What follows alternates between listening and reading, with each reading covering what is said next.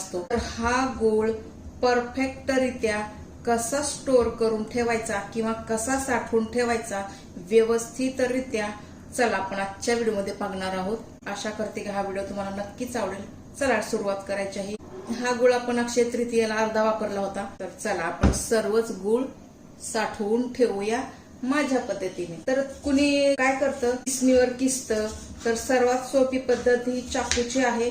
चाकू असा असावा करवती सारखा, यामुळे काय होतं, कापण्यासाठी व्यवस्थित मदत होते। समजा दुसरा धारदार चाकू असेल तर यामुळे काय होतं की कापताना थोडी अडचण येऊ शकते, तर तुम्ही असा करवतीसारखा चाकू घेऊन व्यवस्थित कापू शकता।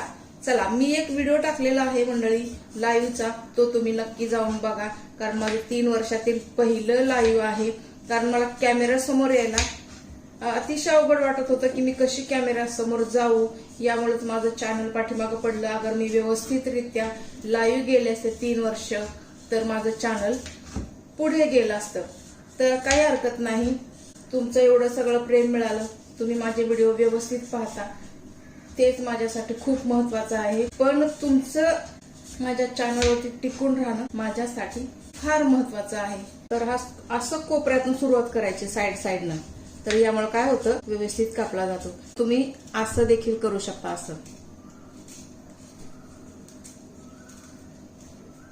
असं व्यवस्थितरित्या आपण हा गूळ कापून ठेवायचा आहे मंडळी।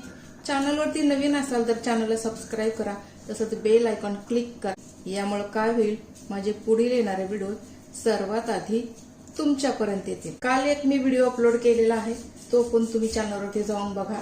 बऱ्याच दिवसानंतर मी हा व्हिडिओ टाकला होता, कारण काही घरातील अडचणीमुळे मी चॅनलवरती काम करायला वेळ भेटला नाही म्हणायला काय हरकत नाही, तर त्यामुळे मी माझ्या चॅनलवरती येऊ शकले नाही।